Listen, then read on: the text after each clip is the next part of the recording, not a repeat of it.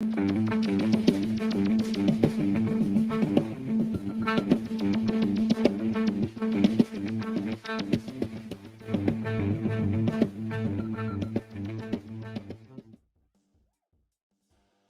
and welcome back to the tavern. This is Gatekeepers. And this week, we're discussing, well, gatekeeping, of all things. Imagine that. As the creators of our worlds, or guardians of our narratives, it is our role to exclude, but craft environments. I'm sorry, let me start that one over again. Wow, I'm getting all sorts of tongue-tied already. As the creators and guardians of our own worlds and narratives, our role is to curate a harmonious group or game space for our players. Gatekeeping isn't necessarily about exclusion, but about crafting the environment where our players are valued, where we value our players, and our players value our game mastering.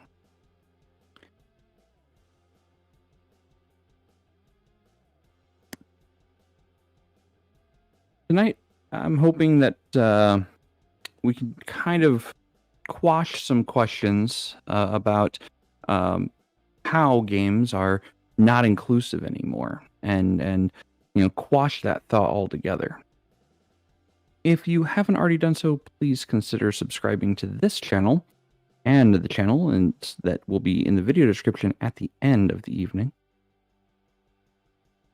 If you do like our content, please consider hitting that like button, as it really helps the channel grow and to know that we are doing a good job and giving you things to think about or consider for your own tables. Now, without further ado, let's get into it, shall we? Hello, my name's Jaide, and this is my Tabletop Tavern. Joining me tonight is Shadow of Shadow and Sun. Welcome. Howdy, folks. Let me get the door. And go ahead. And also joining me tonight, a rare occurrence, is Bo from Bo Paints Minis. Welcome. Thank you so much, Jade. I got to say, I was really impressed when I got the questions for the show tonight, and I could tell they're really thoughtful, and I'm really looking forward to participating in this roundtable. Awesome. Well, I'm glad to have you.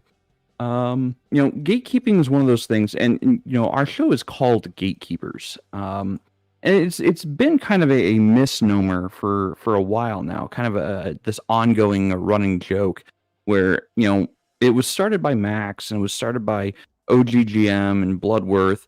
And the concept there was they didn't want specific things in the hobby. They didn't want the inclusion of just about everything under the sun. They wanted it to be setting specific. They wanted it to be world driven and not people who had wanted representation at the table or wanted certain ideologies at the table. No, gaming for them at the very least, and in part me, gaming is about exploring worlds that are not our own, that are not us, that are not any of our concepts from our world. TCG. So they should they should include things that might make people uncomfortable. Not necessarily in people's faces uncomfortable, but at the very least make them question. Are we the good guys? Are we the bad guys? What are we doing here? And yes, I do use generative AI occasionally as a seed or starting point, L. And not all of those words were developed by AI. I do actually curate my own writing, though I don't always remember the things I want to say when I want to say them, unfortunately. Hey, TCG. So, exactly. Yes, fantasy world driven, not modern politics. Thank you. Yes. If you want to talk politics, that's take that to the local bar or tavern. If you want to play fantasy games, come to the table ready to play fantasy games about worlds that are not ours, about issues that are not ours. And don't bring your issues to my table, because I will see you out the door. So the first question. I'm probably of the only one here Go ahead. who has a little differing opinion on that. We'll get to it, I'm sure. I'm sure we'll get to it. So the first thing I want to ask tonight is about theme setting and alignment. How do you, let's see here, which question did I actually post on the description? Because the questions I have like maybe 14 questions, give or take, and sub questions to those. But how do you ensure that potential players align with the theme and setting of your game? That's where we're going to start tonight. So, Bo, I'm actually, you've not been on here for a while, so I'm going to start with you if you don't mind. Question. Well, there are a couple ways I think you can do it. One is the old way to do it is to play games with people that you already know, right? When you play games with your friends, if you play games with your associates, then you already have a feel for everyone's attitudes towards gaming and politics and religion or whatever, and so you're less likely to offend or to take offense. And then the second option is always the session zero, right? I know that some people don't even like the word, but what people call session zero now, we used to call, hey, let's go to my house and roll some characters. But I think that when you set up a game, like when I create a game, I have what I call my game Bible, and my game Bible's got some background on the attitudes that are in game. Right? If you want to play a game, Jay, like you said, that's not based on modern politics, where you're not playing, medieval Starbucks. If you want to play a game where there are attitudes about maybe religion or politics or what have you that aren't part of real life, if you're playing like a Hyborian campaign that's going to have lots of snake gods and slavery, or a Call of Cthulhu game, you've got to set those things out in my campaign Bible, so that I can talk to potential players. Hey, is this the kind of game you want to play? And if this is not the kind of game you want to play, would you be a good fit for this game? And I think that when people can act like grown-ups and say, yeah, this really isn't the game for me. I mean, I experienced that just this week with one of my longtime players who came to me and said, yeah, this isn't the game I thought it would be. Okay. Well, I'm glad that we came to that. Let's move on and try to create a game that we can all enjoy together. Okay. What about you, Shadow? How do you feel about this? How do you make sure that your players jive well with your setting, your theme, or even your group if you're introducing somebody new? Before I even consider inviting someone, I like to get to know them as a person, because unlike you guys, if we have vastly different political beliefs and moral beliefs and things like that, I'm not going to invite them to a game I'm dungeon mastering. I'll play with them, and I look forward to it. It's a different animal. But if I'm running the game, then we got to get along on different levels besides just what we want out of a game, because I'm inviting you into my world, my house, my life, so to speak. When it's just a pickup game or a game at somebody else's place or online, and the game's over and we can go our own merry ways and toddle off and do our own whatever afterwards, it's very different. But if I invite someone into my game, I want to know that we jive more than just the love of a particular game, because chances are we're going to be hanging out a lot more than just a couple hours a week. We're going to be hanging out, especially in the old days. I would have my players would be calling me constantly on the phone, back before the internet.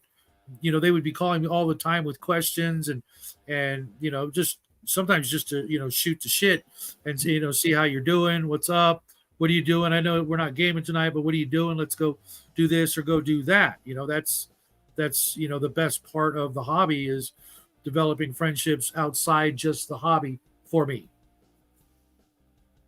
And Scott kind of makes a good point there. It helps to have more or less the same group of players or player base, for multiple years or decades. Yeah. Can you even do that nowadays, though? I mean, the way that the gaming hobby has progressed to the point that where, I mean, most people I think are playing via some electronic, bridge, right? This thing that spans this gap between us physically. I mean, I would love to go back to the days where people played at each other's houses, but I don't know if, I mean, even pre-COVID, I don't even know if you could do that. Just the way that we've become so guarded in our personal lives. I mean, you make a good point. Yeah, I think if the dedication of the players is there, it can definitely last quite a long time, even if it's an online game. Granted, I haven't spoke to some of my original friends probably in about a year and a half, 2 years now. The groups that got me started in gaming, I haven't really gamed with them in probably closer to 15 years now. Right. Just because everybody's so busy in different directions. Right. I think location has a lot to do with in person. If you live an hour away or more, that's not really likely to happen. Something I'm looking forward to when I move to Texas is I already know several people that are going to be, hopefully less than an hour away, so that's not a huge issue.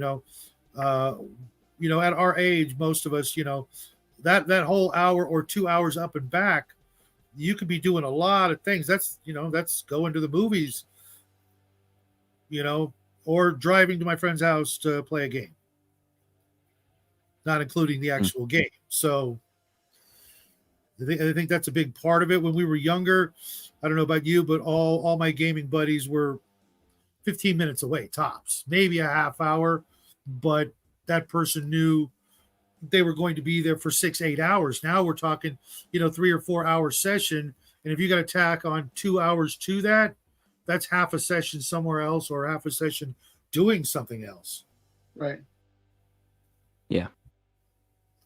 And I don't know too many people. Scott in the chat. I don't know too many people these days that can, spare that kind of time. Most of us, myself excluded, have a regular job. That's 8 hours a day. Family, right. Responsibilities, chores, shopping, things like that. Where are you going to find that time? The internet has allowed us to, okay, games in 5 minutes. Everybody's there in 5 minutes. And then I'll think of things like tear up, set up and tear down. If it takes an hour to set up a game, physically, if I have a gaming table, books, dice tower, whatever. The way I've got my online game set up, I've got a small cardboard box I keep the stuff in I use every single week. My paper maps and stuff. I pull it off the shelf. I set it up. I set up my laptop, and I could be gaming in 15 minutes. As opposed to the old days where you had to wait for the pizza to show up before you could even start, right? Yeah, and then there's, if you use miniatures, that's a whole lot of time. I played this game, this board game with my son. I kid you not, it would take me 2 hours to set up the game, a half hour to put it all away. That's 2.5 hours. Little guy, he was a couple years younger than now, and we'd still end up being up till midnight on the nights that we would play. That's, Twilight Imperium. That sounds like Twilight Imperium. No, that was Shadows of Brimstone. Oh, right. Trust me, that's got way more setup. Once my table that I ordered actually arrives for my curated group, I'm going to be much the same way. I have specific stuff set out every session or ready for every session in a box or a tote or something, just right there. So. Did you get one of the ultimate tables? Come on, tell me you got one of the ultimate tables. So I ordered a table from Cloud Puncher Games. It has the play well in it, and it's actually a double wide. So it's going to be able to be, I think it's a 8 foot by 6 foot table Nice. when all said and done. Yeah, I'm going to have the table itself. With all the bells and whistles, I think I'm about $2K into the hole. Really, that's not bad. Yeah. The ones I was looking That's at. like one of those, what, World War II sand tables where you had like a stick to reach all the way Mhm. across it, or a croupier. Well, The one I was looking at was about half that from Ultimate Gaming Tables or whatever they were called. Was about $2,000. That was like 7 years ago, and it's got the inserts and then the things you can lay on top so you can use it as a dinner table. Yeah, all the felt lining, cup holders, dice holders, all that nonsense. Wow, not bad. Yeah. So I'm going to be redoing this room quite a bit. So you have to post up a video when your room is set up. Yeah, absolutely. Yeah, I mean, I've got Cloud Puncher games, board games storage rack in the closet of this room. The room is very live, so once I get the table in here, I'll be able to kind of figure out my space and what I want to do with the walls and whatnot, kill some of the excess noise. But as far as, well, I mean, we've already kind of talked about it, so let's dive deeper into it. Do you have requirements or expectations regarding attendance and participation for your games? Is there the commitment level that you require out of your players? It depends. I'll defer to Shadow because I've got some. Normally, if something happens, and I miss. Normally, my rule was 3. 3 games that get postponed or something like that, I'm out. But these days, I'm a lot more forgiving, and I don't want to see a good game go down the toilet. But if a player in my group misses too many games, they're going to miss out so much potentially, especially in the early games. Especially like if you're like between first and 5th level, if you miss like 3 games, there's a good chance you're going to be 2 levels behind in AD&D, and sure, you could make that up, but the threat level that you're going to be under, it could be insurmountable. You know what I mean? Especially good old-fashioned D&D games. The players go from 3rd to 5th, and you're still at 2nd. You get hit once, you're done. Oh, you took 27 points. What? Well, you took 27 points. Hit you 3 times, and I'm -7. Well, you're down. Hopefully someone can get to you. Oh, didn't happen. You're dead. Shouldn't have missed all those sessions, because, on occasion I'll play the characters that don't show up as NPCs because I just can't have them just standing around static. If they're in the middle of a dungeon or a mission or something and someone can't make it, everybody else shows up. It's like, okay, I'll play your character, but, I'll be rolling your dice in front of everybody. And if you fail a saving throw or something, you're toast. So, especially when there's no way for the character to just like not be there. They were in the middle of the dungeon and now they can't make it. What do you do? They're not trucking all the way back by themselves. You could maybe say, okay, have Joe play my character. Okay, Joe, you want to play his character? And chances are he's going to be like, no, I got my own character to play, or but if they will, then something's got to happen because I can't have, that. I've had that happen in stories where, so-and-so was not there, but all this stuff happened, they were right there. They were standing right there. I look at my games a lot like a movie or a comic book, and if one panel they're there and they're in a room and then next issue they're just not there. I just, and I played a million characters. I could play anybody's character, at the very least they could just, they're not feeling so hot right now. So they're going to, or maybe they're healing or, there wasn't enough, healing to go around. So they're going to kind of take it easy and hang in the back because, they're still bleeding. That's gonna be a plan, L. I'm gonna have actually cup holders that are not part of the table, or rather they're part of the table, but they're on the outside of the table. Yeah, that's why I didn't get. There won't be any drinks in the well.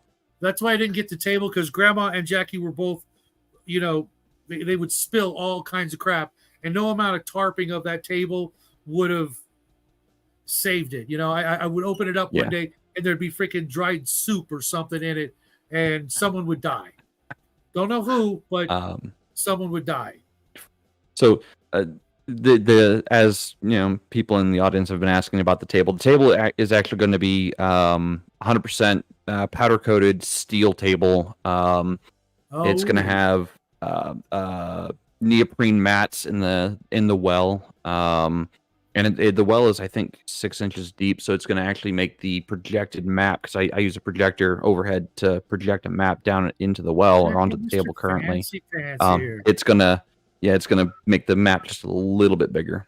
So I was going with oak.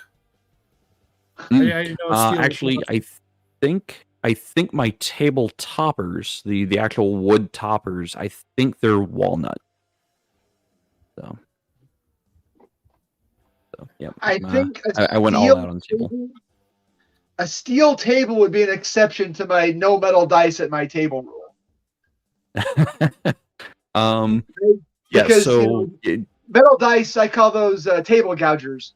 But if you have a steel table breakers, and if you have brass dice, then brass dice aren't going to do damage. On the other hand, my wife's custom, dining room table, if one metal die hit that table, I'd be out in the doghouse forever. So yeah, I'm using an old kitchen table from my parents. When I moved out, they gave me the table because they wanted something better and new. And I ended up with the same table I did homework at for many, many years, and it still works. I'm gonna store it when the new table gets here sometime next year, maybe. That's great. So on top, like Shadow was saying, I'm a big fan of natural consequences for gaming. I'm not. I don't ask the players, "Are you sure you want to do that?" And I don't. If a player misses a session or 2 sessions, that's fine. Eventually, I'm gonna have an honest conversation and say, "Look, do you really want to be here?" And then the consequence that, like Shadow says, is you don't get experience points. If you miss out on experience points and everyone else is, improving their skills or developing new skills or getting better with their weapons or getting better at riding a horse or flying a spaceship, and your character isn't, that's just tough. But regarding the second point, I will not play, as a GM, I will not play another player's character. I don't want that responsibility. It's like if this caused a pretty big kerfuffle in our group a couple of months ago because nobody showed up and said, "Hey, why don't you just run those characters?" No, I'm not going to do it because, like Shadow said, what if they die? No, eventually the character will just get so far behind that they can't catch up, or the player gets serious, or the player leaves.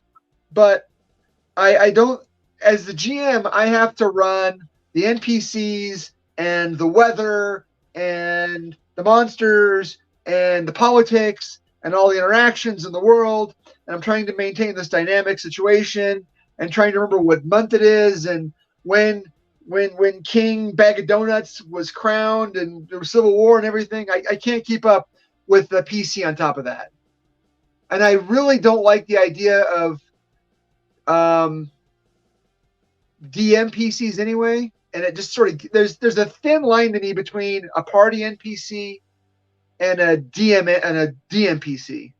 So I just avoid the whole situation. It makes my life a lot easier. I don't have to deal with it. Yeah. So commitment is definitely one of those things that will get people gate kept out of my table pretty quickly. I don't appreciate players who are consistently late. I don't appreciate players who no call, no show like that. Nothing will piss me off more as a game master than me waiting for someone to show up. I might delay the game 10, 20, 30 minutes, waiting for somebody to show up, especially if they said they're going to be there. Right. And then if they don't show up after 30 minutes, I call them and be like, "Hey, where are you at?" And if they say, "Oh yeah, I'm not feeling good, I'm not coming tonight," I'm like, "Okay, this is the one freebie you get. You don't show up to my game again, or you no call, no show on me again, do not come back." Don't bother asking what level the character or the group is, because you're done. I do not tolerate that. You know, if something has happened, like a family emergency, I will understand that. I am more than understanding of family emergencies. If work called you in, then, like I said, you get the freebie. The next time work calls you in, you gotta tell me about it so I can What's up, Mac? pivot at least, to go in a different direction. But if I'm expecting you, it's not just rude to me. It's rude to the group I'm running. It's rude to all the members of that group. And I don't tolerate it. I just don't. Nothing's going to piss me off more. Because we all have these little black or whatever colored slates that, we can type numbers into and call someone. That's the key. We all have all of us pretty much at this point have some kind of communication device that connects us to the world. Right. If you Especially are playing online. If you're playing Yeah, by a if Discord, you are you're just not- getting a Discord message. right, if you are not capable of sending a message, one, I hope you're in a hospital, because like if you're not capable of sending a message, people saying, "Hey, I can't make it," or "Hey, things have changed for me," be courteous is basically what I'm saying. Be courteous to your game master, be courteous to your group, because nothing's going to piss off your game master more than you just not calling in or not showing up. I actually have a game that's still running after 20 years, 25 years. I don't know. I'd have to ask my friends when we started, but I could swear I was literally in my 20s when we started that campaign. So it happens, but we've actually had, I think, 2 deaths out of the original startup. A couple of people moved so far away or became so different over the years that we don't get along, kind of thing. But I still have, I want to say, 3 out of the original 7. So plus myself, I call that a win. Okay. Yeah. So it looks like Mar has popped into the back room. Hey, Mar, welcome. What's up, Mark? Welcome to the stage. Good evening. Sorry I was late. This is just one of those things There where, you go. like that's your you were verdict. saying earlier, though, is that if I'd known I was going to be late, I would have told you something. It's just I didn't know. Sure. And like I said, I understand, when people are running late, I get it. Life happens, life likes to kick me in the dick quite often, but I think communication is one of the key things to let people know, hey, something's come up. But no, as far as commitment goes, I think it's something that's important to the group, especially to the group cohesion. Because if you've got the one player who just randomly shows up whenever, or never shows up, 1 or 2 weeks in a row, there's no way for them to grow group cohesion or party cohesion with that player's character, because they're just not there. Let me ask a question then. That's a sort of a corollary to that. If most fantasy RPGs, especially, are built around this team dynamic, and I've railed about it before. I really hate it, but if you have a smaller group, if you have a 4-person group, and one person doesn't show up, and that person is your magic user, that's your damage per second guy or your healer, then how can it's almost like a team sport, right? Playing a fantasy, especially a fantasy RPG, is like a team sport. And it's like going to football, playing a football game without your quarterback, right? If your player doesn't show up and that person is your brick, what are you going to do? Yeah. So if Right you have off a right off the bat, what I've found over the years is you need larger groups for certain games, smaller groups for others. If you're playing a sci-fi game, you can get by with one character. If you're playing a fantasy game, that one character better be Conan. Otherwise, you're right. It is a team game, fantasy RPGs. That you do need everybody. And with all of the fantasy games I'm in, there's 6 to 8. One even has 10 players in it. So if someone's not there, not a problem. There is no one guy that you can't live without because you need the whole team. Now it is fun every once in a while to maybe throw that missing player in the gulag or something, and the players need to rescue them. And that's exactly what I would do if I was running a 4-player game and the magic user couldn't show up. Oh, guess what? You're in jail, and the other players have to rescue you. And let's hope that they want to rescue you. Yeah. So, Bo, you were kind of mid-thought when Shadow started. Do you have more to that question?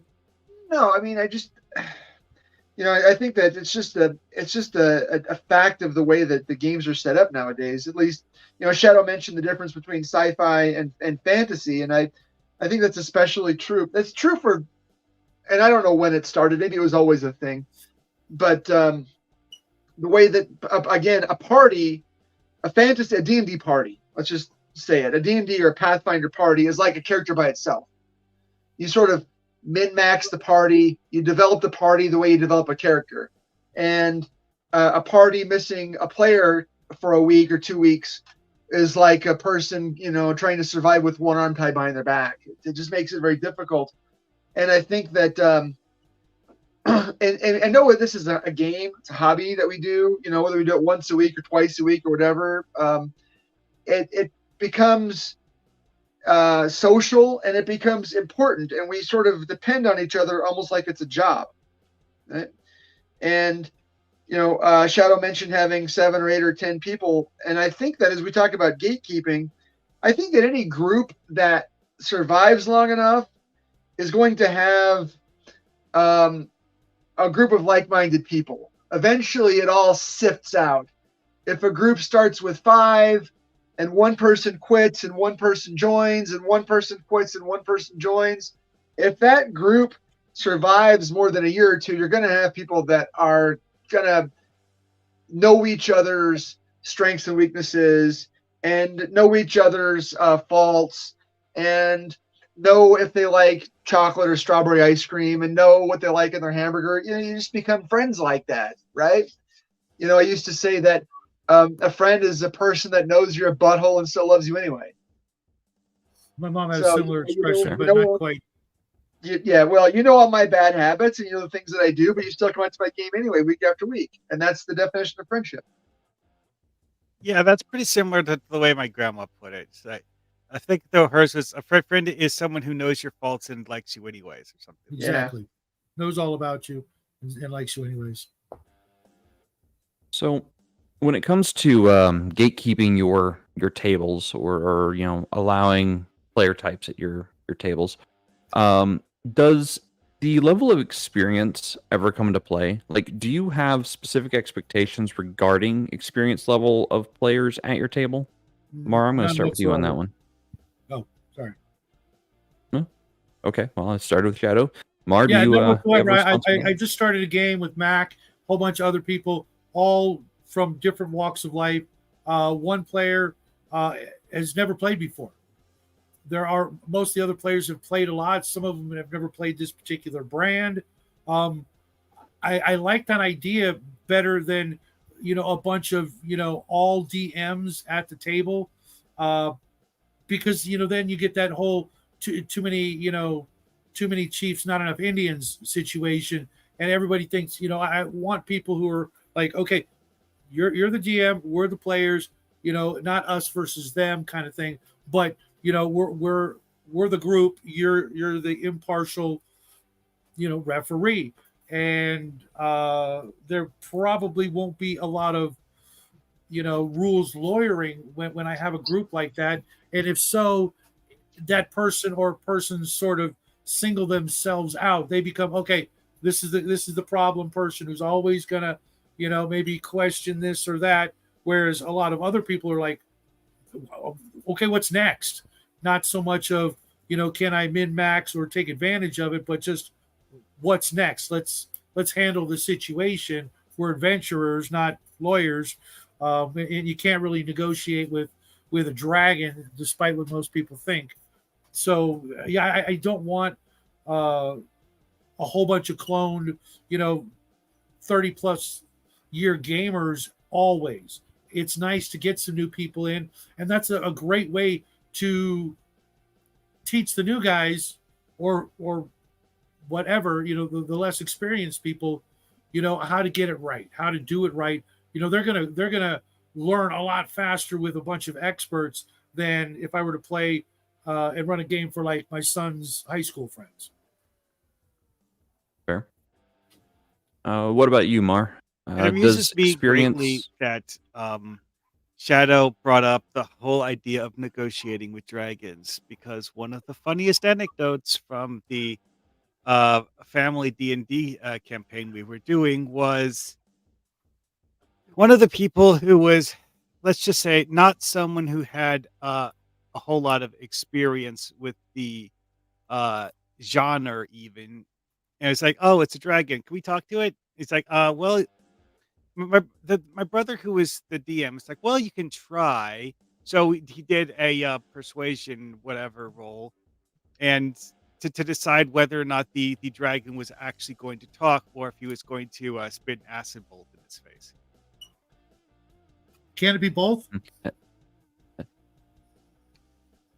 As my chemistry teacher once said, you can try anything once. That's right. That's right. Yeah. What about you, But- Bo? Marty, you have more to add? I was just going to say the uncertainty of whether this would succeed was what made it such a memorable thing, though, is because the player doing it didn't actually know whether the dragon was going to attack us, but he decided he wanted to try it anyways. Because Fair enough. attempting to kill the dragon seemed like the hard way of going about it. Fair enough. We don't. So what about you, Bo? Does experience ever come into question at your table for letting players in? Not game experience, life experience. I don't require any degree of any role-playing game to sit down at my table the first time. What I do expect is a desire to learn the system eventually. We can all learn the system together. So, I don't know all the rules. I'm learning every week. So I expect us to all learn week by week. If you don't buy the books, find the PDFs online. If you have to go yo-ho the PDFs, go yo-ho the PDFs. But at least make an effort. I don't gatekeep based on factors or criteria that you can't change. I'm not gonna gatekeep you based on your age, sex, sexual orientation, political affiliation, but I am going to gatekeep based on attitude, and I am going to gatekeep based on a willingness to participate and a willingness to eventually learn parts of the game. So yeah, I think there's a degree of maturity that I expect, and a degree of there's not even brains really, just a good attitude and a desire to sit down at the table and learn to role play, and I think that a person that, like you're talking about, a new person, tends to adopt the attitudes and demeanor of the people with whom they play. So I feel a great responsibility to sit down and to try to make sure this new person is going to have the best possible experience, and have some very proactive role playing, and try to be for at least 18 2 rules. Don't be a dick. Bathe for more. Yeah. Neckbeards need not apply. But yeah, I mean, if you're willing, again, if it's a hygiene thing and you're willing to learn, to stand really close to the soap, then learn to stand really close though. But I don't have people over my house I will anymore. take a shower. I would love to have people over to my house, but it just finding people that really want to play the kind of games that I want to run is really hard. Everyone's so spoiled on the 800-pound gorilla that nobody wants to play anything but maybe Pathfinder or 5e. I mean, to find someone to go down to the hobby shop and say, hey, who wants to play a game of Pendragon? That's not going to happen. Hey, who wants to play a game of, I don't know, pick any of the indie OSR games. Like who wants to play a game of Chalt? Or Star Trek Adventures. Well, you know, Star Trek Adventures is what engine though? I mean, there have been quite a few Star Trek RPGs over the years. Well, by Star Trek Adventures, I mean the one by Modifius. Oh, okay. Because that's like the actual specific name they gave theirs. Right. Not like FASA Star Trek or GURP Star Trek. I heard that a lot of people like that one, but I haven't actually tried playing that one. But I actually brought that up because the fact that my home game, we did D&D 5e for several months and then switched to doing the Star Trek Adventures, which it took us 2 sessions to actually finish making characters for everyone because, well, character creation wasn't as simple as writing down your name on a sheet of paper and rolling dice to see what your stats are. And, you know, apparently that can... What else do you need? It does life path character creation, where this one is assuming you're a low-ranking Starfleet officer. So it does stuff like where were you born? How was your time at the Starfleet Academy and stuff like that. Oh, that's fun. I know. So, I mean, the level of participation, then again, that's a good entrance to gatekeeping, right? If you're not going to willing to participate, the way I did it when I started this game was I gave bonus, basic experience points to anyone that would write a backstory. Hey, you write a backstory, you get 5 experience points. That's a skill. It's a whole new skill. You could learn to drive a car with 5 points. And I had a lot of players who really kind of hand waved that. Like, yeah, you know, here's 3 sentences. And I never expected like the Great American Novel, but I expected a degree of participation.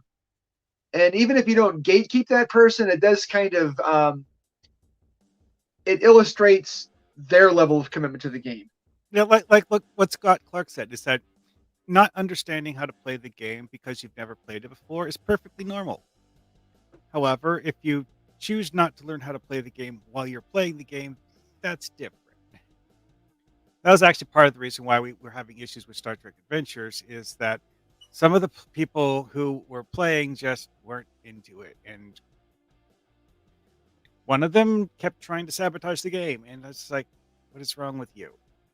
Well, which is actually one of the annoying things with family games. It's like, oh, well, are we going to exclude someone? No, because everyone's going to be here. So I'm going to play a different game. Maybe. Oh, well. Yeah. Yeah. So I've seen this, telling someone to buy or even read 300-page book just to play, should be met with extended appendage. Yeah, I don't disagree. Like, 300-page tomes don't excite me. That's why I've kind of gone the 8-page route. Like all I'm expecting my players to read, the only thing I'm expecting brand new players to read is 8 pages. And I'm not even like talking full like print size pages. No, I'm talking like half print pages. Just 8 of them. It's the core rules of how to play the game, how to make the character, and your character options. That's it. That's all I require people to read. And you don't even have to read all of the character options. You can just pick the ones you want. Within reason of starting character. Like I'm not going to require people to read giant freaking tomes to play the game. If you're here, you're brand new to role playing games as a whole, like especially for Free RPG Day. I think I gave everyone a little pamphlet that they could take home. It was I think at most 20 pages long, at most, and it was literally everything they needed to know or to be able to play index card RPGs warp shell, and hard suit. Literally, that was all they needed. They didn't need anything else more than that. Actually, no. For them, yeah, it was like a 20-page packet at most, and it was just the core rules and how to play. That's it, and character options. That's all I'm going to require someone to do is read that, know it, be ready to play, be ready to roll dice. But as far as game experience or play experience, it depends on the game I'm running. If I'm running random one-shots, I don't need it. I don't need people with lots of experience, especially if I'm running like a game shop game or even free RPG day. You need 0 experience. All you need is the imagination and the will to see a goal completed. That's it. That's all you need. For my curated table, no, you need to be within B to S tier rank. And yes, I rate my players. So I do gatekeep people out of my table on purpose. For my games that I want to run a little more in a serious light or serious vein, like you have to be as a superior player, a all right player, a mostly available player for B tier. If you're just a casual and you show up at your own discretion, I'm not going to call you. If you're a D tier player, I don't even bother calling you. Like you'll just never make the list ever. And those out there who know me personally and don't get calls to my table, it's probably one of the reasons I don't think you're a good fit for the game I want to run or for the group that I've got assembled. I'd be willing to play games with you, sure, and I'm willing to sit at your table, and I'm willing to play games that you're at a table at that is not yours or mine. But for specific games, I have specific gamers in mind. So yeah, I do gatekeep my table quite fiercely. And no, it's not the whole you say 4D system. I don't actually know what the 4D nonsense is. I don't, and I don't you wouldn't really be able to handle that. I don't want to know. I've played with you. I know how you world build. World building is not something you do in 4D.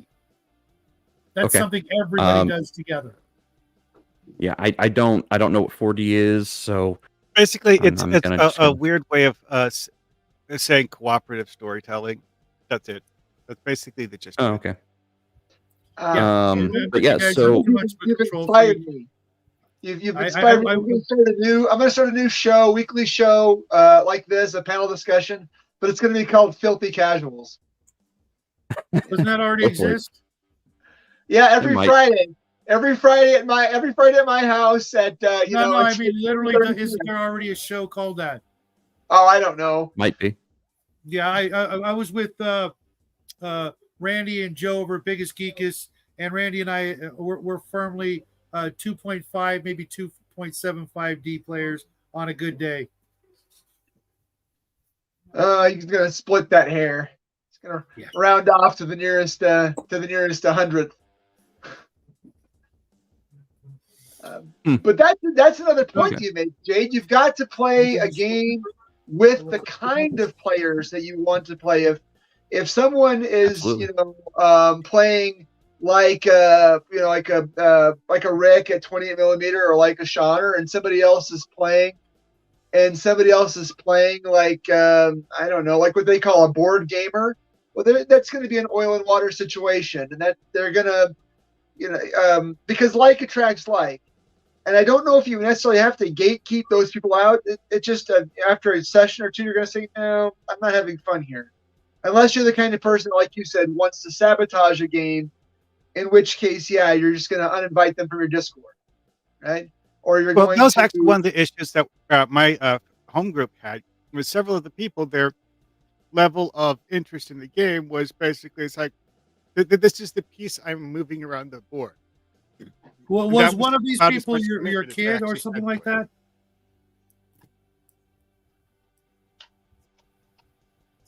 Mar? Sorry, what did you say? Was one of those disruptive players one of your children or something like that? Well, one of the disruptive players was my nephew, yes. But then we also have my sister who, in the Star Trek Adventures game, she's just not into Star Trek. And just kind of sort of, Don't didn't you guys really have a care TV she could just watch when you're playing? well, that is actually what she did most of the time. Just We had a large enough group that we didn't Thanks. really need her to do anything, so she would just sit there and watch. Did Hey, you give her a Jackie. red shirt? Here, a red shirt. or green guard body the- paint. Well, Go guard she the was like the extra science officer. Go guard the landing. Go guard the shuttlecraft. The first. We actually always the did first to have die. one of our games where we had 2 people guarding a shuttlecraft while the rest of us went to explore a deserted research facility. There you go. So, that kind of brings up group dynamics. If you've got players who are purposely disruptive or just not into it, like, what do you do with that? Like, do you just not invite them back, or do you, keep them there for body count? Like, what is your process there? Anyone? What if someone again attitude? There are different ways. There are a million ways to play, and my first rule again is have fun. Second rule is your hobby, your way. You play the game you want to play in the way you want to play it. But I like to run a fairly serious game, and when things kind of devolve into the slap and tickle, and there's so much,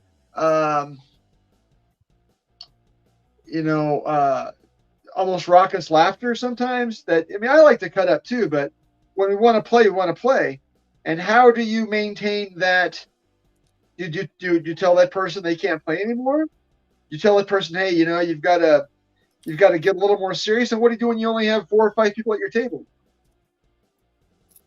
If you're trying to run a game of like 5e, you can pick and choose, because they've had these articles about how hard it is to find, DMs for 5th edition. You can say, I'm the DM. I can replace you and get 2 more just like you.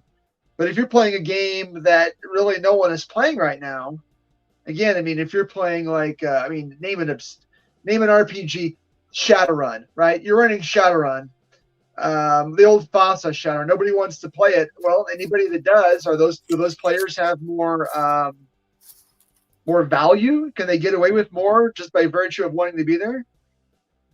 It's a legitimate question, because I've thought about these things before. And then my own insecurities get into it. My self-esteem issues. Like, wait a minute, it's hard to get players, so I should maybe try to accommodate them a little bit more without becoming a doormat, right? Because it's your table. You're the one that does the gatekeeping. Well, honestly, I think part of the whole thing with how to find players is how to pitch the system to them so that they feel the system for its what interests them about the system. Like, for example, it's like my sister Abigail. The reason we were able to talk her into playing at all is because of the fact that, well, she's not a big Star Trek fan. She has watched it and does at least kind of sort of like it. So, she was at least willing to go along with it because she doesn't hate it. But Right. like with Shadowrun though, it's like, you can pitch it as like, okay, so you like Ghost in the Shell, right? Well, it's kind of like that, but with a few differences. Okay. So Scott has a question. Disruptive how? Disruptive like chaotic, not so much a problem. Consequences happen. Disruptive as insulting to other players. Nope. And not even a little bit. Disruptive as in combat. We talk. Okay. I guess when it comes to me and go ahead. I don't know what he means by combative. If hands are getting thrown, someone's not gonna, someone's gonna disappear off the face of the earth. In my house.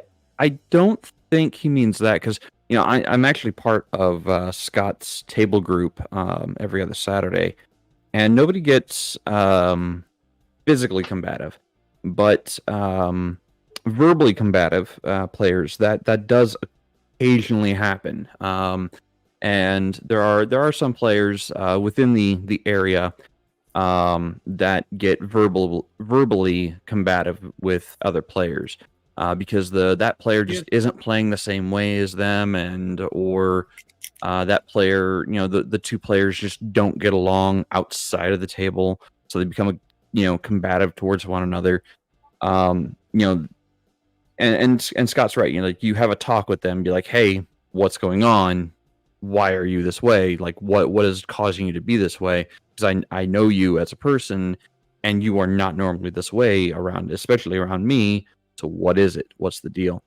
Having that conversation early, or when you first start to notice that kind of behavior, is key to keeping that player. But if that player is just going to be nothing but verbally combative, because they think they can get away with it as their character, that's when you're like, hey, that's not going to be tolerated at this table, and I will ask you to leave. I have had one or two players in the 25 years that I've basically told them, hey, you're being an ass, and if you're going to continue to be an ass, you will not be part of this group. I will move the day, and I won't tell you what day or time that we're meeting, and you will show up to my door, and I'll tell you to leave. Because I don't tolerate people being an ass to my other friends. Like that's one line you don't cross with me, is you don't insult my friends, you don't insult me. Well, And what if it's your not so good friend? Say again. What if it's your not so good friend? If it's your not so good If friend? if it's my not so good friend, well, why are they there to begin with? I didn't invite them. Well, like an example of this from the Star Trek Adventures game we played was my nephew was part of the group that went into that abandoned research facility trying to figure out what happened. After we'd looked around one or two rooms of it, he decided he was going to have his character walk back to the shuttlecraft alone in the dark at night. Well, his character got jumped by a angry cat, mauled rather badly, and the people in the shuttlecraft had to do an emergency beam out to beam him to the shuttlecraft so that he didn't get killed. And at which point they sedated him and left him strapped to a medical bed for the rest of the session because, You're too nice, Mar. They would have died, and they would have learned a valuable lesson. Now they're never going to learn that lesson. Here's the thing, Shadow, with this one. He did learn a lesson about this because of the fact that this was something that he did early on in that particular game.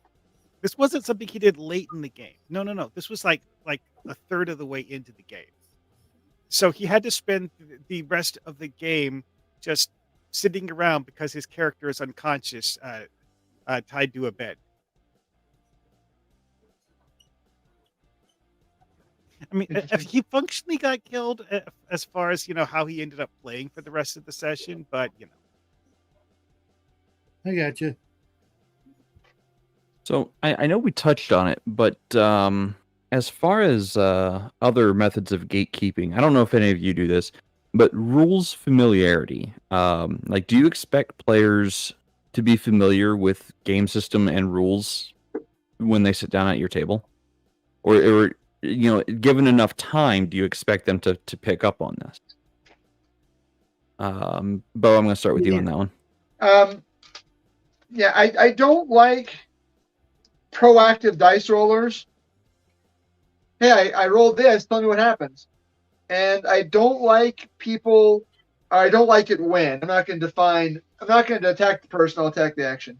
I don't like it when people make no effort to learn the rules. Someone says, like Elle said, I'm not going to buy a 300-page book, or I don't expect them to buy a 300-page book. How big is the 5th edition D&D Player's Guide? Eventually a rules book should become a reference manual. It's not something you memorize, but you should know where to find it. Right? You should know where to find the answers to your questions. And this is even bigger. If you have questions about the rules, investigate those questions when it's somebody else's turn. Don't do it. Don't vacillate. Don't hem and haw. Don't wemble when it's your turn. When it's your turn, you should have an action. Oops, you skipped your turn. So yes, I do expect eventually a player to have a rudimentary knowledge of the rules that affect their character, their PC. You have to know your PC. If you have a skill like, I don't know, catch a fish, you've got the catch a fish skill. When you're trying to catch a fish, you shouldn't have to ask me to explain that rule to you.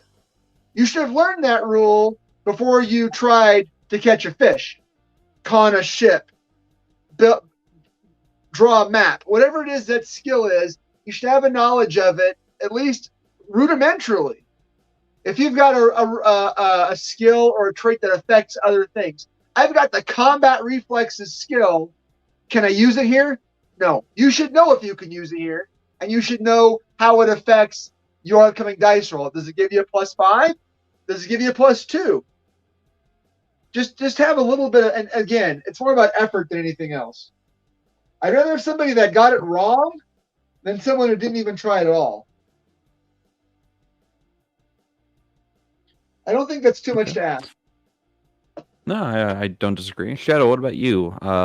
Do you expect your players to be familiar with the rules of the game? To a certain extent, but you know, if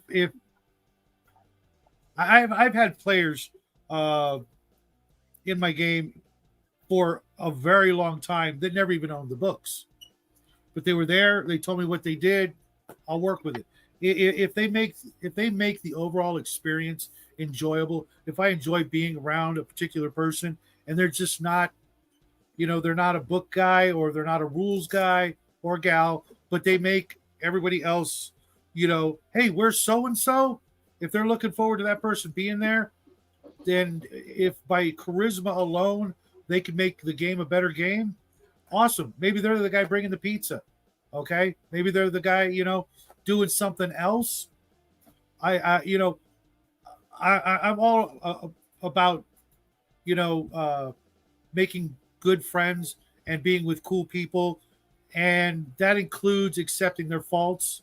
At the end of the day, I'd rather be able to, call them up and, just, be able to shoot the breeze about non-gaming stuff from time to time. If a lot of these people, we've been through thick and thin, through births and deaths and hospitalizations and car accidents and all the, the really, big things that can happen to somebody, illnesses, etc. If gaming happens to be a part of it, awesome. I'm not going to fault anybody if they still want to be at the table. That's the important thing. I've had friends who were really not so good readers. It's not going to happen.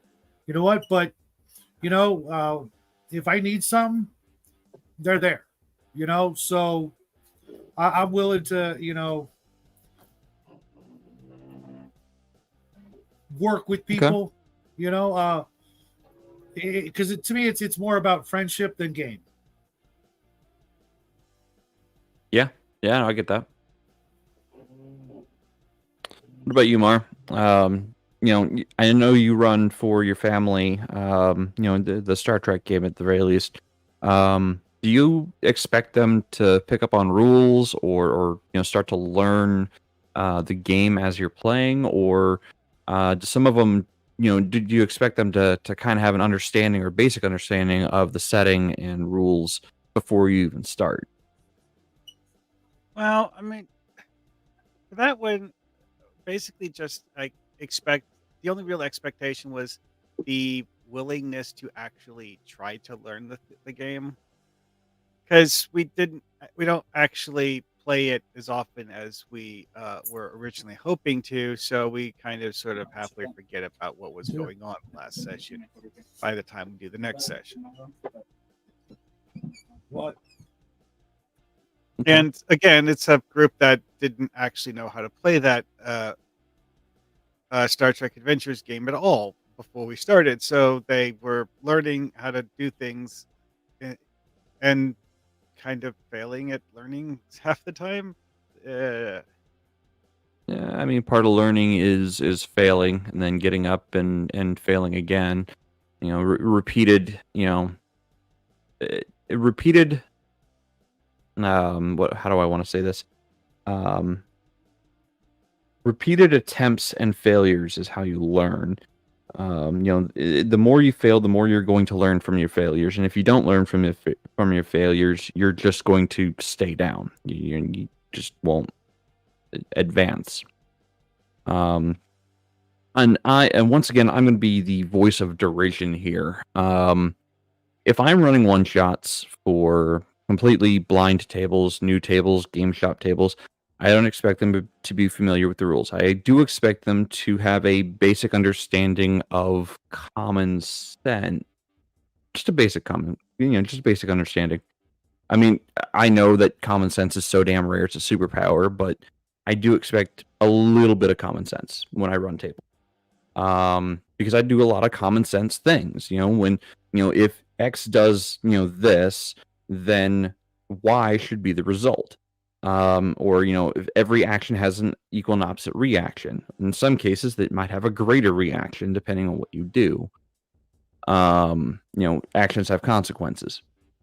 But if I'm running for my curated group, rules familiarity is kind of a must. Like, they have to know their characters explicitly. Like, I shouldn't have to look up their character stuff. They should know this. Again, for a curated group, I expect them to know things.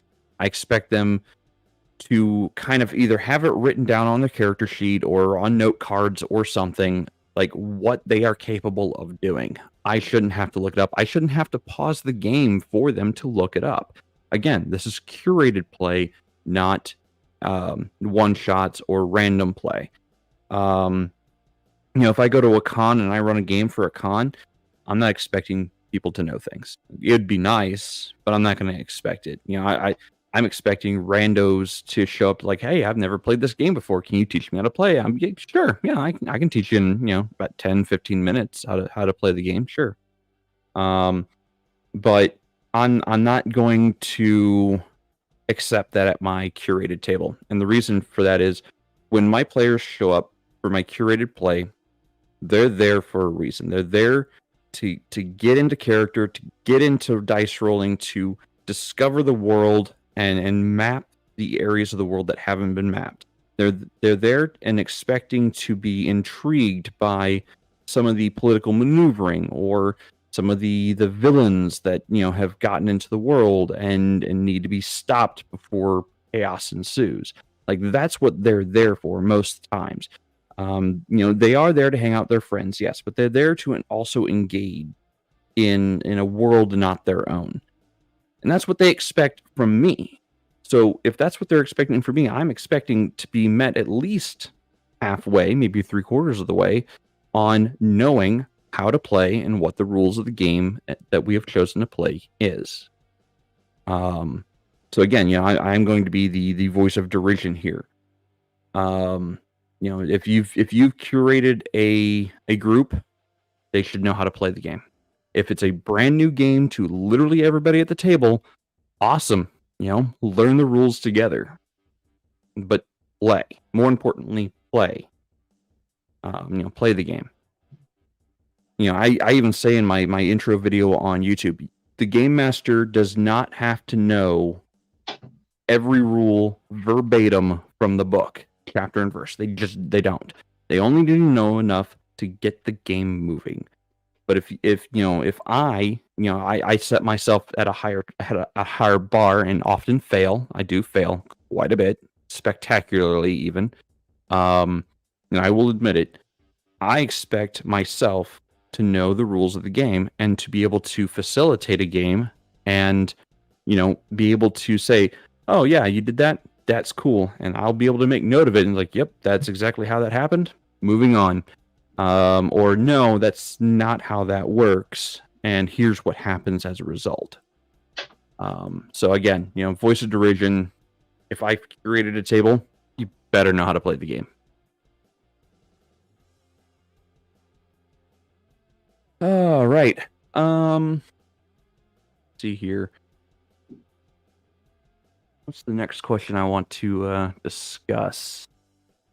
Let's talk about table rules. Since we're talking about rules, do you have specific rules and guidelines in place for your tables? And how do you communicate those rules to your potential players? Shadow, I'm going to start with you on this one. Depends on the game. Okay. Some games are looser. Some games require a little bit more buy-in. And, my number one rule, is be there, be on time, be ready to play. Be willing to learn and, be courteous to the other players unless someone's being an asshat, and in which case we all pile on.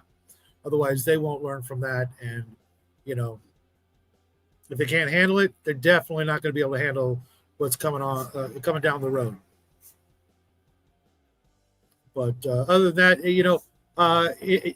it's different. Also in person, online. Okay, in person. Oh yeah, wipe your feet before you come in. You better not be coming empty-handed to my place, and you better treat the people who are not gaming with all the respect that they're due. Don't be a slob, don't be a pig. Obviously, bathe, things like that. Online, if you've got to step away, mute your mic, mute your camera. Try not to interrupt someone when they're doing something. But if they're, going on and they haven't shut up for like 15 minutes, that's what's cool about playing online. I can mute them for myself and the rest of the party. It's like, okay, someone else's turn. Try to be concise and get your actions over and done with quickly, unless we're in a purely role-playing situation. And then, don't hog up all the time of the players. Oh, and another one, don't try to do everything. Play your role. Don't try to, be the star of every show, and don't expect to be the star of every show. That was actually something that we had to have a conversation about in one of the 5e game sessions we were having. Is one of my brothers wanted to basically kind of sort of try to do everything himself, and it's just like, why are you not consulting with the other members of the party on what to do? Why are you expecting them to literally just follow you around and just do whatever you told them to? I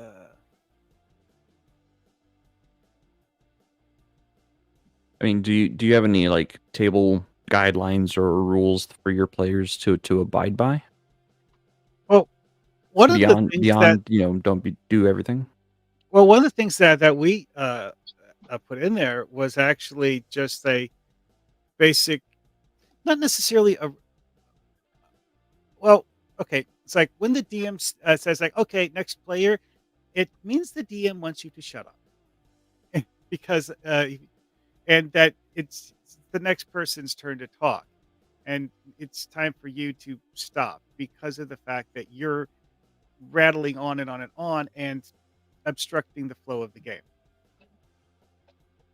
And that was actually something that we had to do in that 5e game. Is like, okay, so that's what you're doing. What's the next person doing? Okay. I mean, also, there's the just a general thing of like, yes, okay, you might personally think the GM's rulings are wrong. Too bad. He's the GM. You're not. Yeah. Yeah. In addition to all the again, common sense stuff. Be courteous. Don't be a dick. The DM's rule is law. You can't argue with the DM. I have one rule, and it's kind of the same rule I've tried to adopt for my channel: no real life politics. Right? In a perfect world, you would not even know my political views because hopefully I wouldn't share them overtly. I know things come up in conversation, but I don't want to turn my gaming session into a soapbox for anyone to complain about the New Hampshire primaries or complain about Donald Trump's 93 indictments, or how Joe Biden was right. And it doesn't matter. I don't want any real life politics in my session. It's divisive. It's distracting. It's not part of the game. So Yeah, that was a really big one that we had issues with. It's not necessarily politics, but just like excessive side talk in general. It's just like, okay, you've decided to talk about the thing you did with your cat yesterday. That's nice. We're playing the game now. Talk about cats later. and I think that it's because of the whole some of the WotC stuff, and how it's infiltrated into a lot of games and pronouns and whatnot and what have you. I just want whatever I want to treat people the way they want to be treated, right? That's the first. That's the golden rule. But I don't want it to become a distraction in my role playing game. So. Quick question there, Fair Bo. enough. What about before and after the game? And your Well, as long as it's not on as long as it's not on a channel, right? I mean, if it's just me and you talking after the game is off or after the stream is off, that's fine. But I don't like talking about real life politics in gaming streams or in my RPG. It's just I want to be approachable and likable, and I want to put the emphasis on the game and gaming. This is our focus now, is talk about how to run a better game. This is I consider this a metagaming session, right? We are talking about gaming, and that's great. But afterwards, if you want to hang out and grab a cold beverage and talk about my thoughts on God, that's fine. I just don't want to do it in a venue where it might be misinterpreted. So, before I answer this, Elle actually had a new question about gatekeeping in sight of cameras. Do YouTubers gatekeep people they would normally play with because it's a stream and a no-no for YouTube? Bruce does not. I'm having a hard time following that question. Yeah, so the way I understand that question is, like, let's say you had a table of players. They all happen, they're all okay with being on camera. Would any one of those players, and imagine the worst player for your, for the message of your channel, the worst possible player. Would you stream a game with that player or that YouTuber, knowing that they are the worst possible person for the messaging of your channel?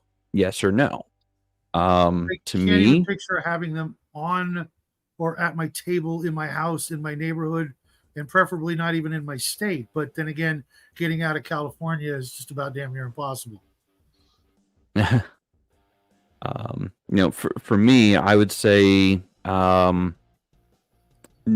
if I'm going to stream a game on YouTube, it is, again, this is going to be curated play. It's going to be curated group. And yes, I might actually gatekeep certain people from from appearing on my stream if that's the case.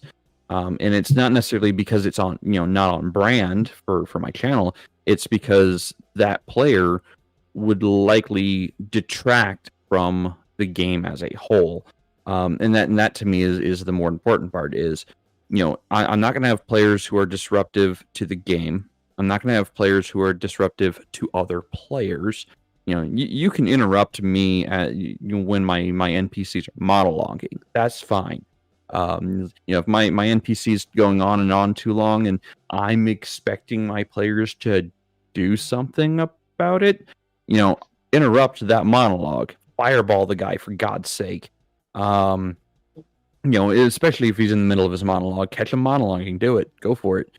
But you know, if I've got a player who keeps talking over other players, or you know, a player who keeps saying, "Oh, your decision's dumb," well, no, I'm not going to invite them onto a stream. I'm not going to invite them onto a game where you know they would be able to do that publicly. Like, I'm not going to let players publicly humiliate other players for the enjoyment of others, because that's bullshit. Absolutely non-starter bullshit. You don't do that to people. You don't just purposely humiliate somebody because you want to. You can go pound sand. I don't give a shit. Right. You know, I will not allow that. So yeah, I would gatekeep somebody who would act like that from my games if I was streaming games. Absolutely, I would. Because I don't tolerate it at my own table. I wouldn't even let them in my table, typically. So. Gotcha. Yeah. Like I said, I don't want excessive. Like, if you can't say it in front of your mom, you probably can't say it at my table, right?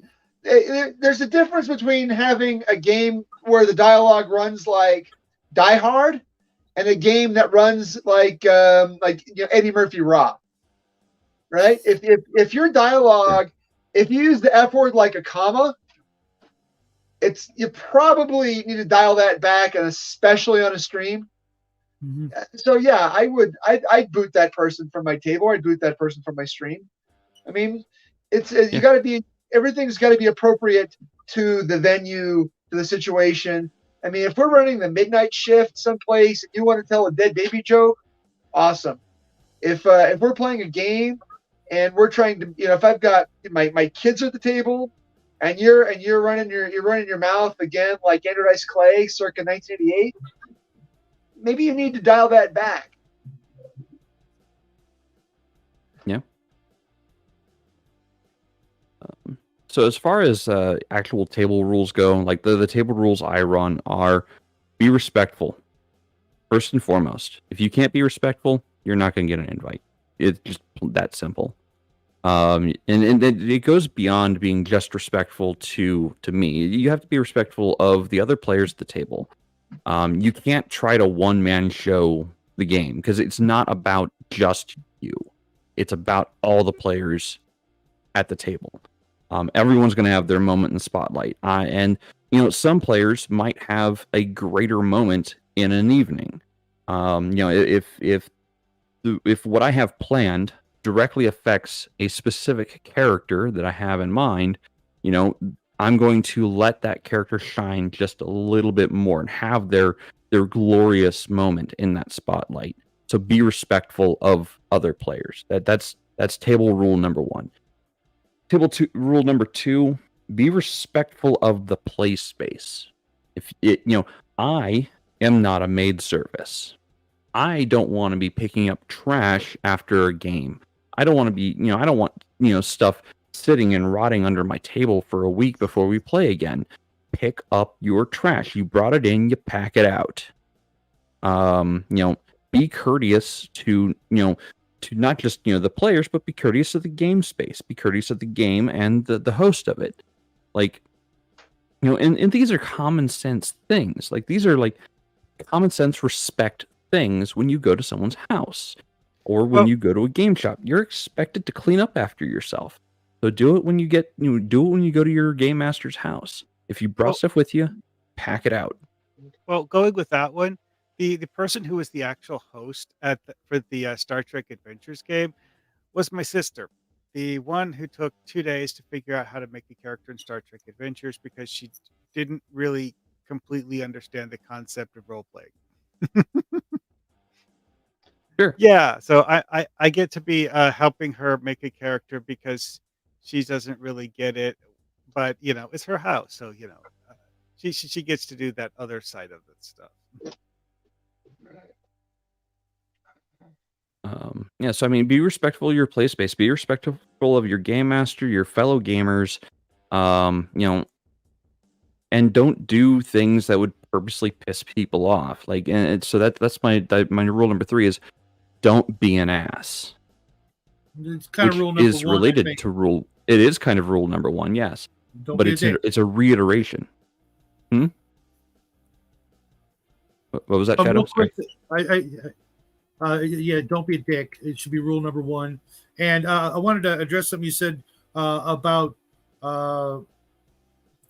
giving a certain player or character a time to shine. Mar should get this. Star Trek had those episodes where it was like a Geordie LaForge episode, and we all went somewhere else and did something else. Mhm. I mean, there's going to be those episodes, and I try to make sure that I kind of try to rotate them. If there's 4 players, eventually it's going to be your day to shine. Okay. But if you're lagging behind out of, apathy, or, you're new to the game or something like that, don't be surprised if I, push one of those episodes on you. A lot of people don't want to be the star, but you know what? In any good story, everybody gets a chance to shine. And since this is more than a story, it's a game, it's a revolving cycle of stories. You really, as DMs should, find a way to give each and every player that opportunity. And, eventually it might work itself out to where so-and-so is now the leader.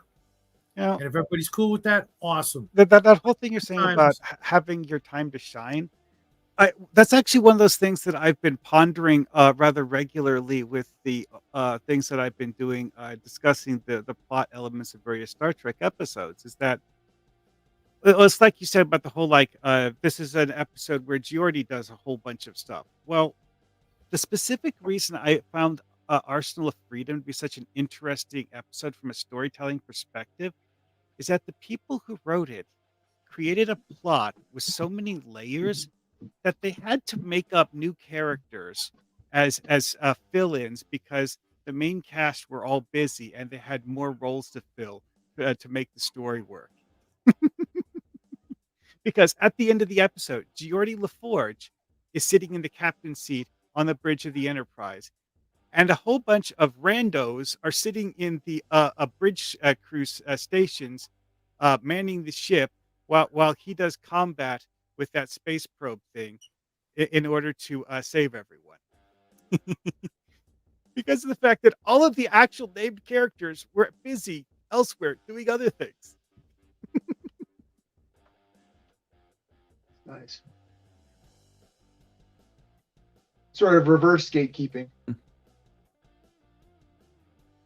Well, I don't know. Like if I've already curated my group, I'm going to give everyone that moment in the spotlight where their character is not necessarily more important, but it's their character's moment to step forward, step up to the plate, and actually be center stage for a while.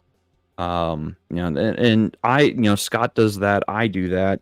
I don't know where I learned it from. Maybe it was from, watching too much Trek as a kid, where, certain characters got certain spotlight for a time, but, everyone needs that moment in the limelight. As people, we kind of crave attention at times. At least some of us do. Not all of us crave that attention, that the ability to be a big rock star, or big center stage person. But those of us who do, who want to feel like we are something more than what we are. Sometimes it's like, yeah, I'm gonna shine the spotlight on that. I'm gonna bring it to center stage. Now do something with it. Like this character comes from your character's backstory, or this character knows you from a previous time in your life. Make something with it. Do something with it. I've given you a moment. Make it yours. Let's see here. 4 subtopics left. So we've talked about your house table rules. Don't be basically boils down to don't be a dick. Clean up after yourself. What kind of boundaries, if any, do you set or establish at your table? I mean, this can be anything from certain topics are avoided, certain subject matters avoided. Like, I know this gets to the X card nonsense, but some people don't want to have that at their table. And do you set those boundaries for your group? Shadow, do you set boundaries for your group? Yeah, there's the fade to black. That's a big one. We're not doing certain things, not saying that those things can't happen. We're just not talking about it. And, certain games have their own built-in limitations. I try to stick to them. But even those, if you're playing a fantasy game, there's always a way around anything. There's magic, then magic trumps everything, and you can, find a workaround for that sort of thing. That's like really the only one that I can think of. I'm sure you guys have other ones, but that's my big one. The rated X sort of stuff. We're just not. Nobody cares. But yeah, other than the things we already talked about, that's usually enough. Yeah. Okay. What about you, Bo? Do you ever set boundaries for your table to not cross lines that just shouldn't be crossed? I kind of feel like sometimes I'm like the dad, at the table as the GM. I've got to say, hey, now, back it up. We've approached a line, whether it's usually it's like that. I mean, I expect if I'm running a game with adults that adult themes will come up, things that are hard, like slavery or war or assault. We're crying out loud. I can't think of a role playing game that doesn't have elements of fighting in it. And so I don't. I'm not a censor, but I do expect decorum. I want to see people approach these subjects as an adult, and if they can do that, then that's okay. But what to enforce those boundaries, so I don't have to do it as me as the GM. I can let the world take out the trash itself. For example, if some players like to do things that are almost absurd. I shoot the planetary governor. Oh, okay. You shot the planetary governor. Well, now his bodyguard is going to chop you up into little tiny pieces and flush down the toilet. You want to roll some new characters? I mean, I had a player last week, who wanted to, drop a nuke in a city. It's like, dude, that there's like an orbital defense satellite right over your head, right? That are going to turn you into a fine red mist if you do anything stupid. And actually, what I didn't say, are you sure you want to do that? I said, fine, do it. Let's do it. And he changed his mind real quick. So sometimes to maintain those boundaries, you don't have to do it as Jaide, the DM, with your DM voice. You could do it as Jaide, the DM, with all of the resources that a DM has. Oh, you want to rape and pillage? Well, congratulations. Now there's a posse after you. And you're the DM. There's always a bigger posse. When you're the DM, you don't let the players hold you hostage. So if you got players that want to be murder hobos and you don't tolerate murder hobos in your universe, well, they're going to end up dancing at the end of a short rope. That's what happened to brigands in medieval times. Brigands don't get away with being brigands for very long. Oh, you want to be Blackbeard the pirate? What happened to Blackbeard the pirate? He died too, right? So remember, the GM always wins. I remember right, Blackbeard the pirate was said to have been shot something like 20 or 30 times and then finished off by being stabbed 6 or 7. Yeah. You're the DM. Be, You always be win. a be an intolerable dick. Get what's coming to you. Actions have consequences. And What about sometimes the you, thing is Mar? takes itself out. Well, You don't have to gatekeep the person by telling him he can't come back. Just kill off his PCs 3 or 4 times, and then he'll decide not to come back.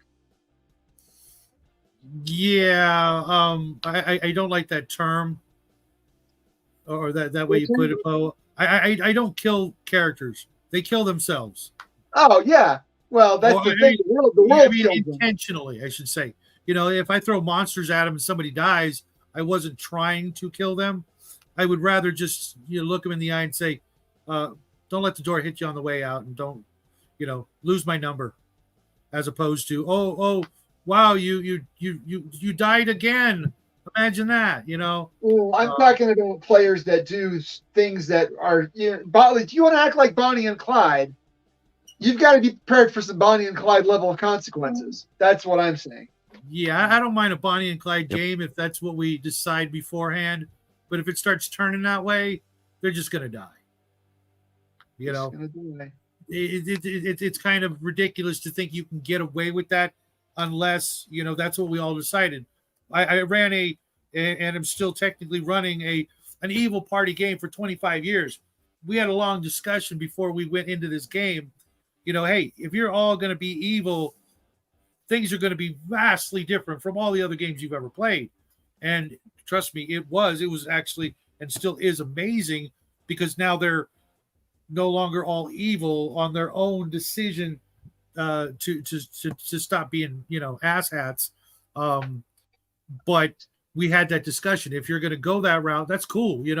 Every once in a while, we all want to sort of cut loose and be things that we would never do in real life in a very evil way. But if you turn that way in the middle of a game, especially if it's just one guy, well, that one guy isn't going to last long without the backup of what used to be his comrades in arms. Now he's you're on your own, bud.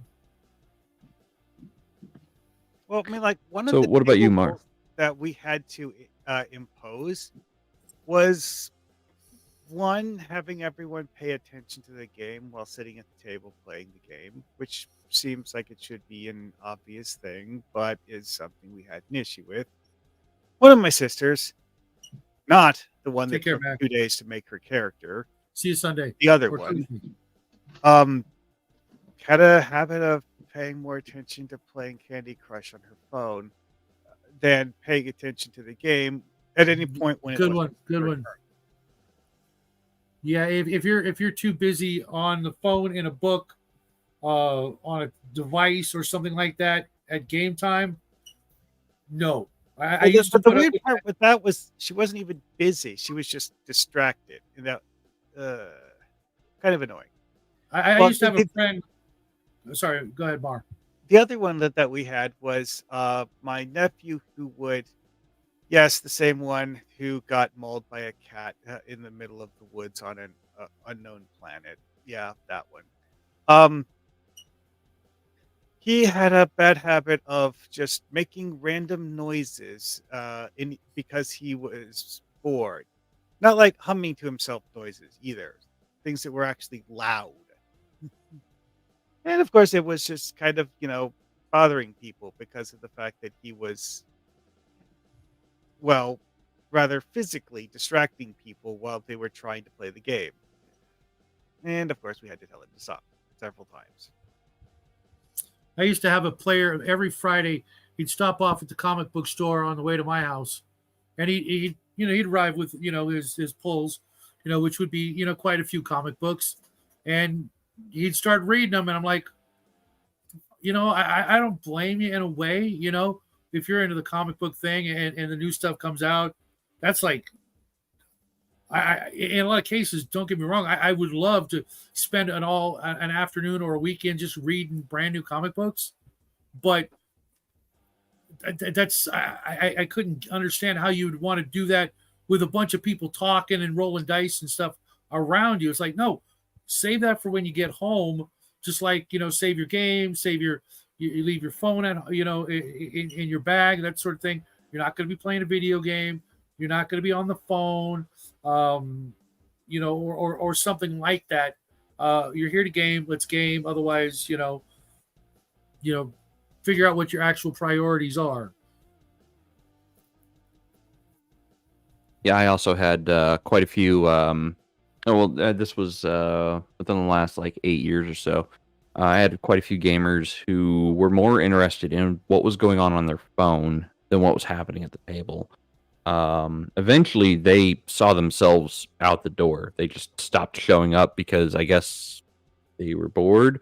Because I would ask them, "Hey, what are you doing? You've got this scenario. What are you doing?" Like, wait, what? And I'd be like, "This is the scenario. Here's what's happening to your character right now. What are you doing?" And eventually they, like I said, they just kind of saw themselves out or saw themselves never returning because I guess they just had more important things to do than, play that game that night, during that time of week. Whatever the case might be. So yeah, to me, like even the phone boundary, like I would, if you have your phone at the table, like I can be okay with it, but please use it for game purposes, or for communicating with the outside world if it's an absolute must. Like if somebody is is in the hospital and visiting hours are over and you're keeping in communication with the team and that person, and especially if it's not life threatening or life serious, cool, you stay in contact with that person, awesome, good for you, being a friend for them in their moment of need. But if you're using your phone for like random game apps, like if that game app is more important to you than what's going on at the table, like don't show up to the table. Right. Well, that The was presence won't be another missed. thing about that one that was a bit weird is that almost everyone was actually using their phone for something at the game table. It's just that only one of us was, paying more attention to what she was doing on the phone than what was happening in the game. Yeah. So Well, it's one of those things where it's not like we actually had a rule about no messing with your phone because, like, one of the things that someone did was going through the character creation app because there's a version you can use on a phone for Star Trek Adventures and reading the rule book. And it's like, instead of having a paper copy of the rule book, you have a PDF on your phone. That sort of thing.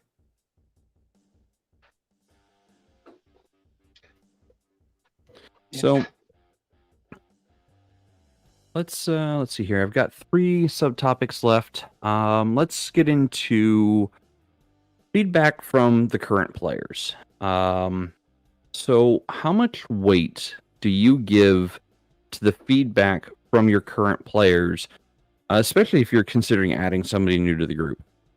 Like, do you listen to their feedback? Do you listen to their questions or concerns about potentially adding a new player or adding a new sub rule of some kind? Mar, I'm going to start with you on this one. Well, that's always one of those things where you start off by listening to what the idea is, then figuring out whether it's a good one. Because I've seen some really bad ideas and some that were pretty good. And, it all depends on what the idea is and why it's being proposed. Because, like, the logic behind the reason why someone feels the need to propose a change is often more important than the nature of the change that they're proposing. And ascertaining the background logic behind the proposal will often give you an idea as to how to handle it better than what their actual proposal is. Okay. What about you, Bo? Do let's you? divide this up because you mentioned bringing new people into the group, and then you mentioned new ideas Okay. into the group. One of the problems that Sure. I've I don't want to say I've noticed, I've thought about, because my mind is like spinning, and I tend to I perseverate and I go to the worst possible scenario first. I'm in a situation right now where I need 1 or 2 players in my group. I would love to have 2 players, but I kind of think I don't want there to develop any factions in the group either, right? I'd hate to have one person bring on their best friend so they could bully somebody else. And I'm not saying this is going to happen. I'm saying it's something that I've thought of. What if this happens?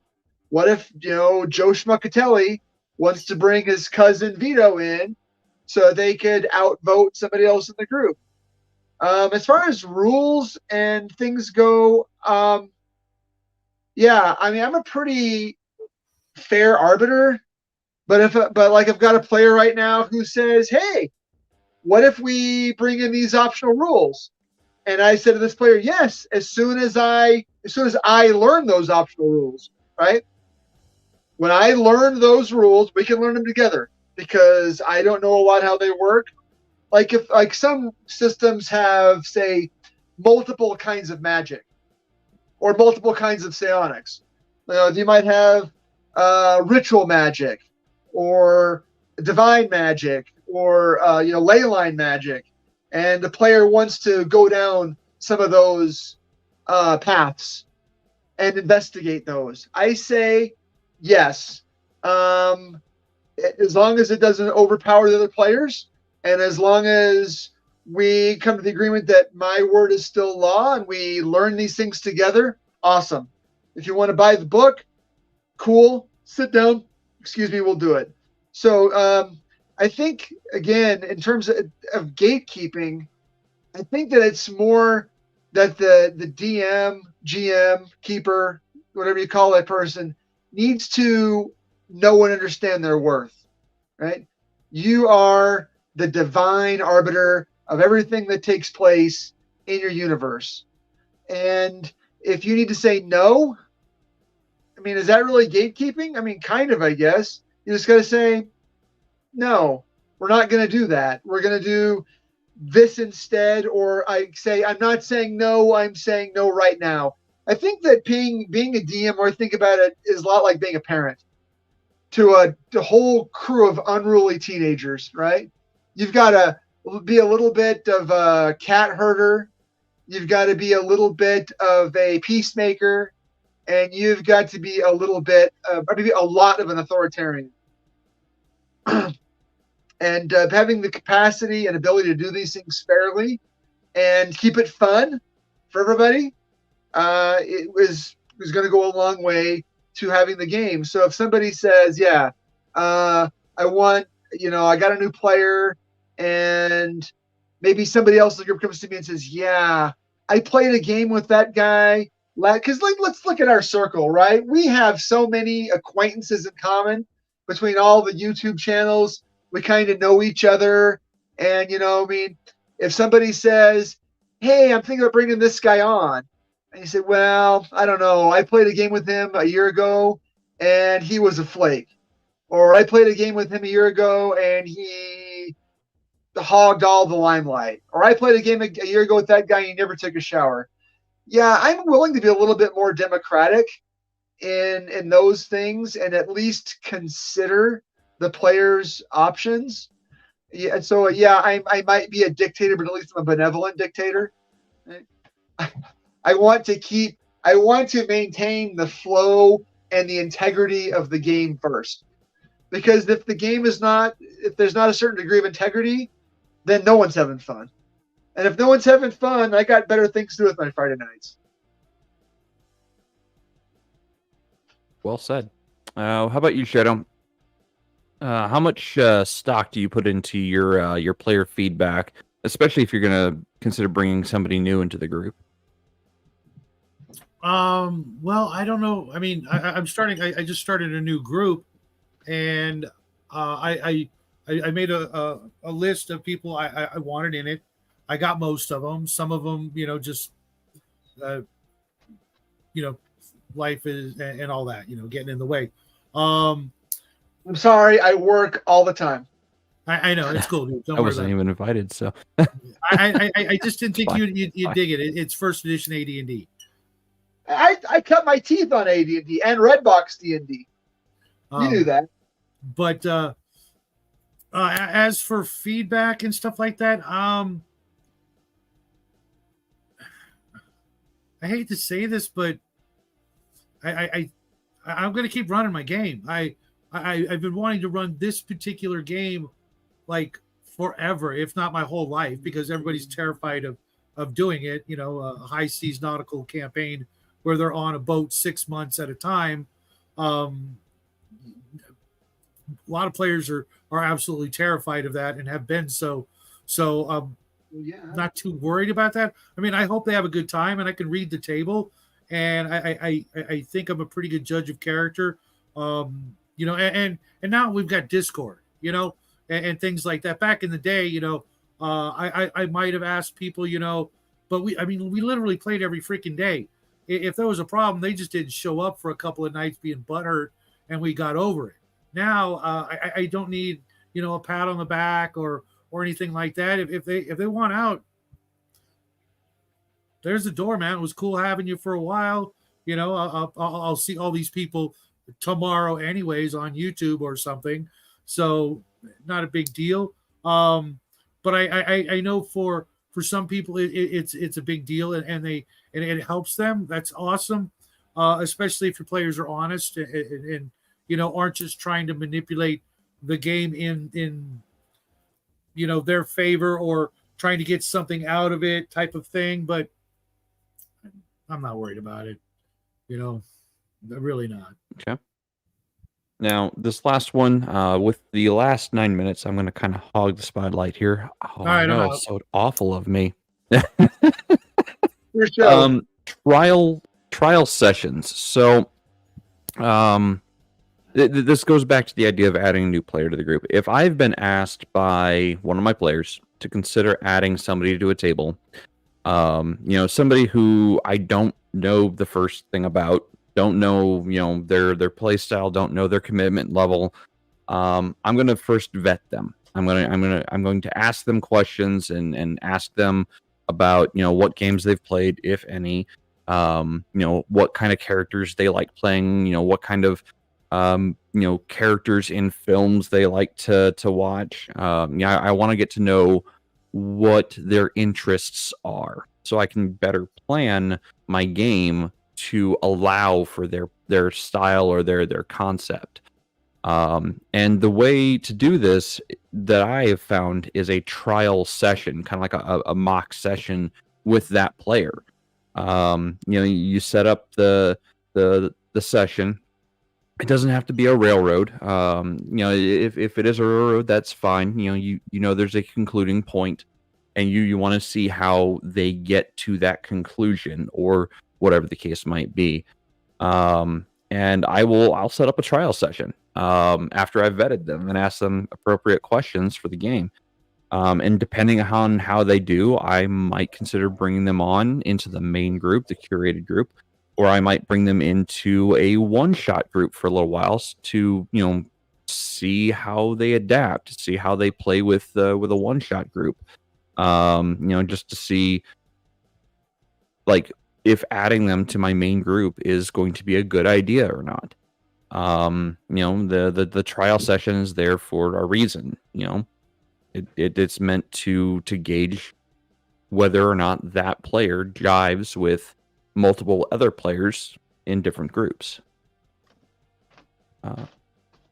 Anything anybody would like to add before we close out for the night? Other than I despise one shots, I have to thank the guys on Table Breakers for making me realize that. One of the things, it's not for everyone. Spending 10 to 12 hours. It's not a one shot. It's a side quest. No, spending 8 to 12 hours learning a new game only to play it once and never to play it again, or spending 4 hours for 15 minutes of game time over the course of 2 nights or one night. I could literally just sleep and get more out of my time. Now, some of them were really good, and they made me wanted to play them again and more, which is another bad thing, especially if that's never going to happen. It's just a tease. I don't like being teased. I have to say, I've played a handful of missions, or not missions, but TTRPGs only once or twice, and either decided I didn't like it and didn't care, or decided I wanted to play it again. But I wouldn't know if I hadn't tried it at least once. Like Fair Sha'al, enough. I've actually played Sha'al, and all I needed to do was read that book, and I knew I want to play that game every week. it's a very simple RPG system, very quick and easy to learn, and that is an amazing strength of it. That's funny because I look at it as a setting, not a system, but that's cool. Well, but it has rules in how to like do stuff in this setting. Rules. I don't need no rules. All right. Well, No, but thank you for that idea, Jade, regarding the trial games. I'm thinking about setting up some trial games now for those other people that, the replacements, because they've had a hard time keeping replacements in our game. So maybe some trial sessions would be the next step. Well, Bo, got to be honest, man. GURPS is a hard sell. I do know someone. Game to play. It's such an easy game to play. I didn't say that. I didn't say that at all. I said it's a hard sell. Reason it's a hard I sell. know it's not D&D. No, And because GURPS sounds like something that you get stuck in your throat after a bad day at McDonald's, like a little tiny chicken McNugget. It's the same reason I hate Pathfinder and 5e with the feats. You got to learn them all, even if you don't want to use them. Even if you're never going to get these feats as a GM, you got to learn them, and as a player, you got to be aware of them. And in GURPS, they've published so many books that having an entire collection is like having a set of encyclopedias. But I do know a guy who might be interested. Now, I've got a couple of irons in the fire right now, and I'm not super concerned about it. It's something that's on my mind more than pressing. I've got so many pressing issues right now. I'm still stuck in survival mode, and I'm having a bit of a mental health crisis, which is fine. I mean, it happens. But until I get that resolved, mostly I'm just concerned with running our regular Friday night game. And if anybody wants to, watch a session, then maybe, and see if it's something that you might be interested in, we could probably do that too. So, anybody's interested in watching? El says, send me an email. El's telling you to ask the OG GM to play GURPS. He wrote part of it, apparently. Who's the OG GM? I'm in a game with him. He's a fun guy. I don't know why he what's gets. his name, He actually has a YouTube channel you can look up. Mm-hmm. He does tabletop role playing news and stuff. I'll look him up. Yeah, I play every Tuesday night with him. He's at least in game wise, he's a fun guy. I do hope that everyone got a little something out of tonight's episode. Even just a little bit. Yes, I'm the bad guy here. I fully admit I'm the bad guy. I will curate my table to the point where I have only a select few of those gamers, that I even invite to my table. I am the gatekeeper of my table, and for the games I run, I think it's necessary. But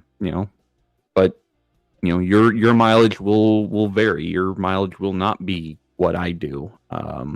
So do what's right for your table, and make your play groups as fun as possible.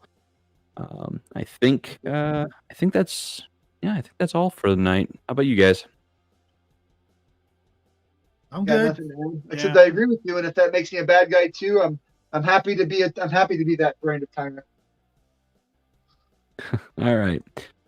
Well, if you've enjoyed tonight's content, please consider hitting that like button.